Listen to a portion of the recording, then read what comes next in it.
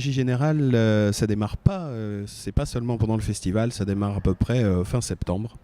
Fin septembre, on commence à rédiger un peu les plans de construction du chapiteau, un peu l'échéancier, contacter les fournisseurs, les devis, etc. etc. et surtout bâtir le planning pour que tout le monde puisse travailler en bon accord sans se marcher dessus. Et ensuite, c'est de la présence non-stop pour, comme par exemple cette nuit, réparer un très très gros souci électrique qui arrivait, et puis faire que tout ce qui se passe dans le village et un peu aux extérieurs, ça se passe au mieux autant pour les personnes qui y travaillent que pour les festivaliers. Alors j'ai une équipe de 4 techniciens. J'ai Clément qui lui est dévolu aux après-midi et aux afters, qui lui gère tout le son. Là on est dans son antre. On a Max et Anthony qui font vraiment ils sont vraiment dans l'esprit Régie Générale du village, c'est-à-dire ils réagissent à tout ce qui peut coincer. Et Charlie vient en renfort de Clément le soir, sachant que Charlie est plutôt lui sur le casino, puisqu'il gère le son des débats, des rencontres à l'issue des films. Au niveau sécurité, malheureusement, avec tout ce qui s'est passé,